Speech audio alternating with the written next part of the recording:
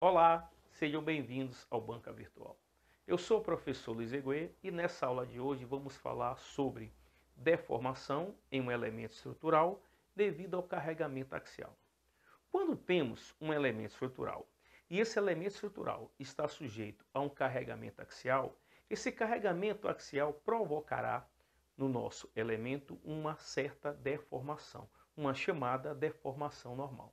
E essa deformação, por sua vez, poderá ser uma deformação positiva ou negativa. Por que positiva? Por que negativa? Observamos que, se esse carregamento axial for um carregamento axial produzido por forças trativas, essas forças trativas fará com que o comprimento longitudinal final do elemento seja maior do que o comprimento longitudinal inicial. Sendo assim, podemos afirmar que a variação do comprimento será positiva. Logo, se a variação do comprimento é positiva, então a deformação que esse elemento estará sofrendo será uma deformação maior que zero. Por outro lado, se esse carregamento axial for um carregamento compressivo, poderemos verificar que o comprimento longitudinal ele será menor do que o comprimento longitudinal inicial. Então, se o comprimento longitudinal final é menor do que o comprimento longitudinal inicial, dessa forma, podemos então entender que a variação do comprimento será negativa. Logo, dessa forma, verificaremos que a deformação será menor do que zero. Então, observamos que a deformação será positiva ou negativa em função desse carregamento axial. For um carregamento axial produzido por forças trativas ou por forças compressivas. É importante também observar que essa deformação ela vai depender de quem? Da tensão normal. Vamos lembrar então um pouco da lei de Hooke? A lei de Hooke nos diz o quê? Que a tensão normal ela é diretamente proporcional à deformação. E nós temos uma constante, onde essa constante ela corresponde à característica do material em se deformar na sua zona elástica. Essa constante é chamada de modo-elasticidade do material. Então, é importante verificar que a tensão normal ela é igual ao modo-elasticidade vezes a deformação. Vamos ver então mais um pouco sobre deformação em elementos estruturais devido ao carregamento axial. Vamos ver?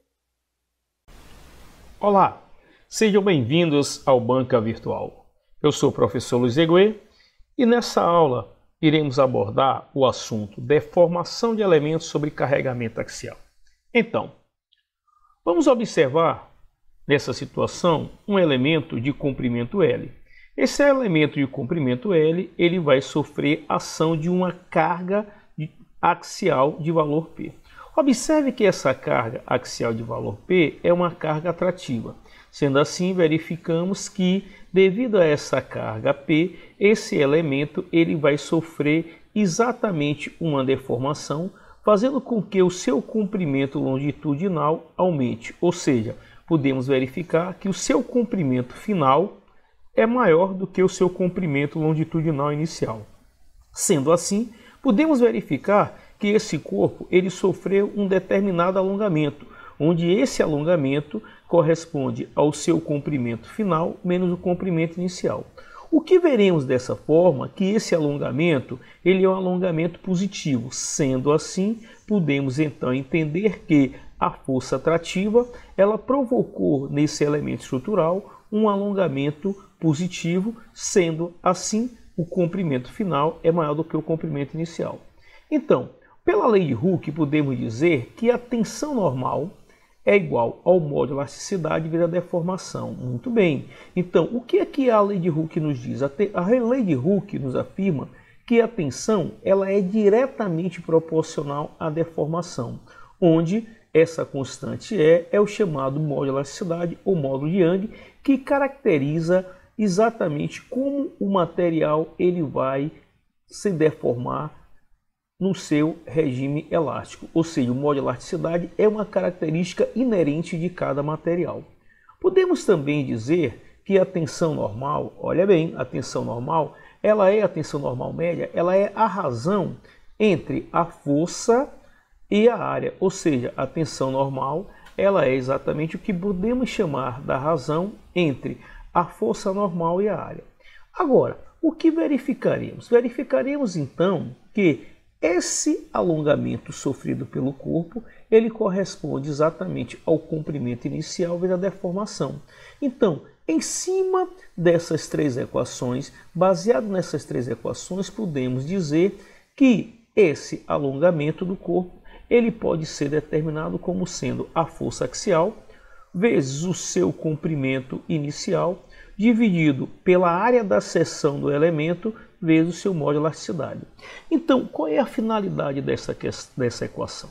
A finalidade dessa equação é que, através dela, podemos exatamente estabelecer qual o alongamento sofrido pelo corpo a partir do momento que esse corpo sofreu ação de uma carga axial. Agora, é importante verificar que essa carga axial ela poderá ser uma carga axial trativa ou compressiva. Sendo assim, esse alongamento poderá ser um alongamento positivo, se a carga for trativa, ou esse alongamento ele poderá ser negativo, se a carga for compressiva. Então, através dessa explicação, vamos verificar exatamente uma aplicação para determinarmos a deformação de um elemento estrutural. Temos que determine a deformação de uma barra de aço mostrada submetida às forças dadas. Vamos considerar que é o modo de elasticidade do aço, inclusive do aço estrutural A36, é igual a 200 gigapascal. Então, o que verificamos aqui nessa figura? Verificamos exatamente um elemento, olha só, onde esse elemento ele possui um comprimento exatamente igual a 1000 milímetros, onde verificamos que de A até B ele possui uma área de 580 milímetros quadrados, de B até C também uma área de 580 milímetros quadrados, porém de C a D a sua área é uma área de 200 milímetros quadrados. Verificamos assim, olha só, a ação dessas cargas axiais. Então, queremos determinar qual foi a deformação normal sofrida por todo esse elemento ao longo de todo o seu comprimento longitudinal devido à ação dessas cargas. Então, podemos verificar, podemos entender que, olha só, o alongamento total da peça vai ser o alongamento devido ao segmento AB, mais o alongamento devido ao comprimento BC, mais o alongamento devido ao comprimento CD desse elemento estrutural. Então, a soma de todos os alongamentos de cada etapa será exatamente o que vamos chamar do nosso alongamento total. Então, como determinar o alongamento em cada uma dessas etapas? Em cada uma dessas etapas, então, nós vamos realizar agora cortes para saber quais são as forças internas que estão atuando exatamente em cada um desses segmentos. Vamos verificar? Então, nós temos aqui agora, vamos dar um corte exatamente nesse trecho CD. Se eu dou um corte nesse trecho CD, eu verifico que essa força de 150 newtons, ela está agindo nesse segmento CD, e eu passo a ter essa força que eu vou chamar da força P3, que é a força interna que está agindo exatamente ao longo do meu segmento CD.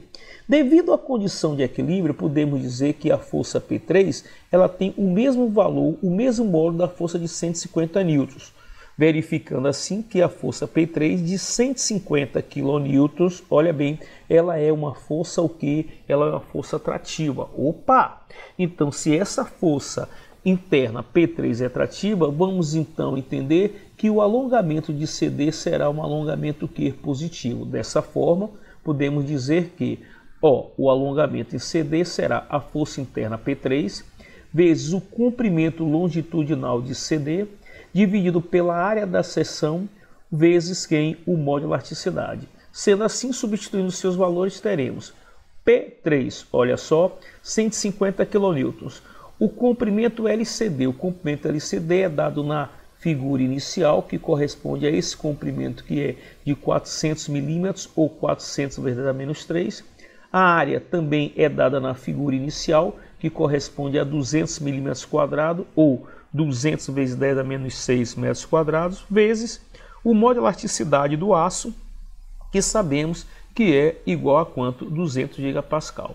Sendo assim, olha só, vamos estabelecer que o alongamento desse trecho CD de nossa peça é igual a 1,5 vezes 10 elevado a menos 3 metros.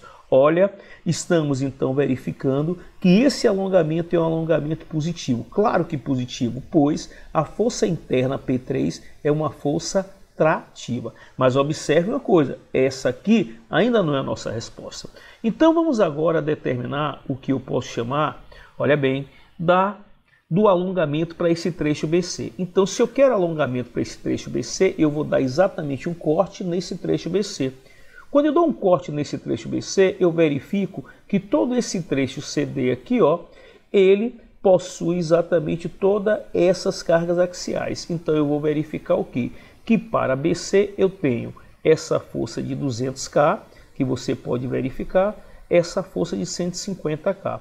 Então, obviamente, a força interna nesse trecho BC, ela, devido à condição de equilíbrio, nós podemos dizer o quê? Que o somatório dessas forças axiais tem que ser igual a quanto? Tem que ser igual a 0. Então, dessa forma, vamos verificar de forma muito clara que o valor de P2 é igual a menos 50 kN. Opa!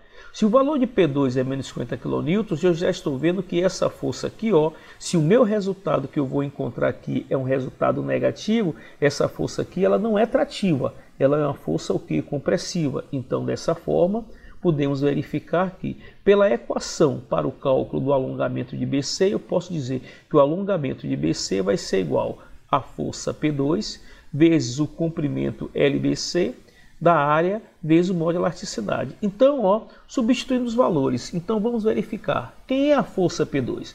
A força P2 ela está muito bem representada